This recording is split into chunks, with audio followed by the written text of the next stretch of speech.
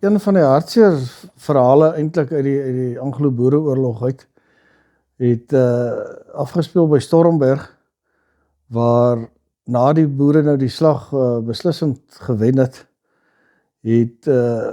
hulle nou maar daar gesit en van na gewere gekyk van die wat hulle afgeneem het van die Engelse en seker nou maar nog uitgekamp. En in die proses het die een Swanepoel broer, terwyl hy die Medford gehanteer het, die skoot afgegaan en 'n hele klomp meter, soos die storie oorvertel is, aan my meer as 100 meter verder het hy sy eie broer toe deur die bobeen geskiet, wat toe daar doodgebloei het en 'n dag of 2 na die slag toe is hy daar dood. En hy lê vandag in die begrafplaas op Groningen in die ou familie begrafplaas begrawe, waar daar ook gemeld is dat hy by Stormberg gesterf het. Die stukkie wat die geskiedenis in Smithfield Distrik ook nou bietjie onderskei en interessant maak, is dat dit een van die plekke is waar 'n boervrou geskiet is deur die Engelse.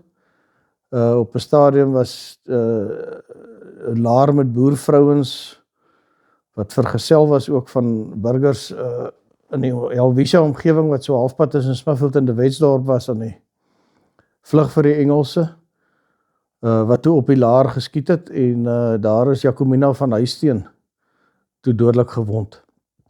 En ja, sy is ook begrawe in die massagraf in die ou begrafplaas op Smithfield, word ook gedenk in die gedenkteken by die NG Kerk op die dorp.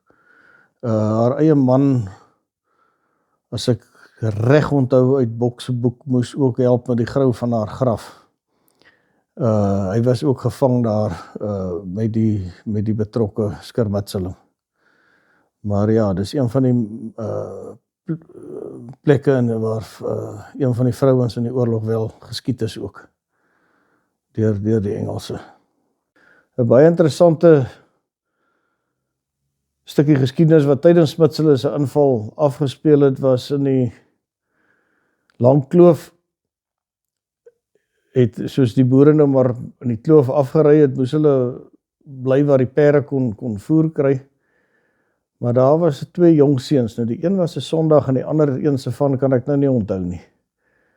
Maar die boere het nou uiteraard ook kolonialers gewerf om by hulle aan te sluit as rebelle. Die Sondags was Britsgesind, koningsgesind. Maar toe die klein Sondagiese maatjie het net tevore by die boere aangesluit, en toe hy nou te perd daar aangery kom, toe spring die man ook op 'n perd, want dit lyk toe lekker, en met 'n geweldige skok in die familie toe besef dat die seun nou gerebelleer het, maar ja, ek dink dit was 'n groot skok en 'n verontwaardiging, maar hy het daarom heel uit die oorlog uitgekom en nou seker 'n paar stories gehad om te vertel.